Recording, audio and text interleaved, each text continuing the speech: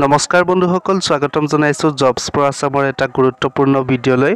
বন্ধুসকল, আমি আজি এই ভিডিঅ'ত আলোচনা কৰিম Srimanta Sankardev University of Health সায়েন্সেছৰ জিএনএম নাৰ্ছিঙৰ যিসকলে ৰিজাল্ট এতিয়ালৈকে পোৱা নাই তেওঁলোকে মোৰ ভিডিঅ' ডিসক্ৰিপশ্যনত গৈ আপোনালোকে ৰিজাল্ট চাব পাৰিব।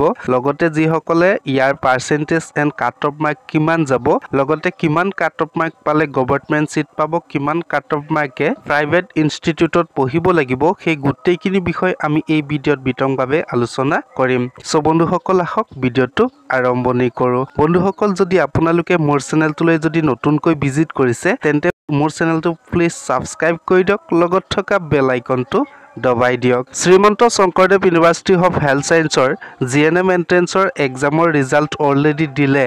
ইয়াৰে যদি আপোনালোকে অল কেটেগৰী কেণ্ডিডেট গভৰ্ণমেণ্ট সিটৰ যদি আপোনালোকে পাৰ্চেন্টেজ যদি চাব বিচাৰে, ইয়াৰে general candidate unreserved and EWS কেণ্ডিডেটৰ কাৰণে 30% পাব লাগিব এক্সামত। যেনে 29 মাৰ্ক আপোনালোকৰ থাকিব লাগিব। যদি 29 মাৰ্কৰ এবভ হয় তেতিয়াহে আপোনালোকে গভৰ্ণমেণ্ট সিটত এলিজিবিলিটি হ'ব। লগতে SC ST OBC NCL MOBC দিব্যাংগ বা যদি আপোনালোকৰ যদি বিকলাংগ হয় তেতিয়াহলে আপোনালোকে ইয়াত 20% পাব লাগিব।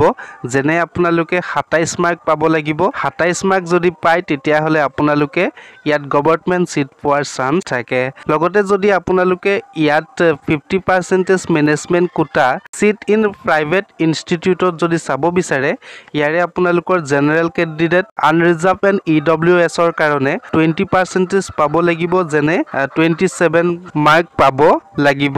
লগতে যদি আপোনালোকে SC ST OBC NCL MOBC কেণ্ডিডেটৰ কাৰণে যদি প্ৰাইভেট ইনষ্টিটিউটত কাট অফ মাৰ্ক যদি চাব বিচাৰে, ইয়াৰে 80% পাব লাগিব। 26 মাৰ্ক যদি আপোনালোকৰ পায় বা এবভ হয় তেতিয়াহলে আপোনালোকে ইয়াত প্ৰাইভেট ইনষ্টিটিউটত পাব। লগতে দিব্যাংগ যদি হয় তেতিয়াহলে আপোনালোকৰ ইয়াত 15% থাকিব লাগিব, 25 মাৰ্ক পাব লাগিব।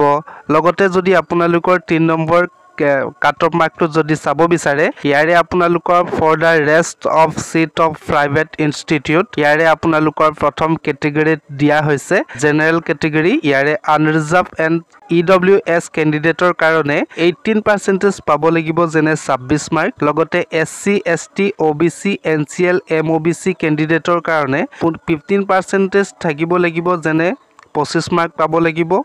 যদি আপোনালোকৰ দিব্যাংগ হয়, যদি বিকলাংগ হয়, বিকলাংগ কেণ্ডিডেটসকলৰ কাৰণে 15% যেনে 25 মাৰ্ক পাব লাগিব। তেতিয়াহলে আপোনালোকে সেই প্ৰাইভেট ইনষ্টিটিউটত সিট পাই যাব। লগতে বন্ধুসকল, যদি আপোনালোকে মোৰ চেনেলটোলৈ এতিয়ালৈকে সাবস্ক্ৰাইব কৰা নাই, প্লিজ সাবস্ক্ৰাইব কৰি দিয়ক, লগত থকা বেল আইকনটো দবাই দিয়ক। লগতে বন্ধুসকল, যদি আপোনালোকে এতিয়ালৈকে ৰিজাল্ট চাব পৰা নাই, মোক হোৱাটছআপত কন্টেক্ট কৰিব পাৰিব। তাৰ কাৰণে আপোনালোকে ডিসক্ৰিপশ্যনত লিংক দিয়া আছে, তাত গৈ আপোনালোকে কন্টেক্ট কৰিব পাৰিব। Srimanta Sankardev University of Health সায়েন্সৰ জিএনএম এন্ট্ৰেন্সৰ গভৰ্ণমেণ্ট সিট যদি আপোনালোকে পাব বিচাৰে, ইয়াৰে আপোনালোকৰ 30%ৰ এবভ থাকিব লাগিব। যদি আপোনালোকৰ 30%ৰ এবভত থাকে তেতিয়াহলে আপোনালোকৰ ইয়াত কাউন্সেলিং ষ্টাৰ্ট হ'ব। যেতিয়াই কাউন্সেলিং ষ্টাৰ্ট হ'ব আপোনালোকে তাৰ স্ক'ৰ মাৰ্কখিনি চাই আপোনালোকে চাব পাৰিব যে সিট পাইছে নাই। ক্ৰমান্বয়ে ইয়াত আপোনালোকৰ 4টা কাউন্সেলিং ষ্টাৰ্ট হ'ব। সো বন্ধুসকল, যদি আপোনালোকে ৰিজাল্ট চাব বিচাৰে, ডিসক্ৰিপশ্যনত লিংক দিয়া আছে, তাত গৈ আপোনালোকে ৰিজাল্ট চাব পাৰিব। সো বন্ধুসকল, আজিৰ ভিডিঅ'টি ইমানখিনিয়ে।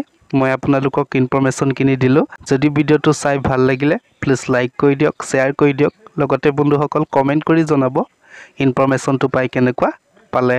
ধন্যবাদ।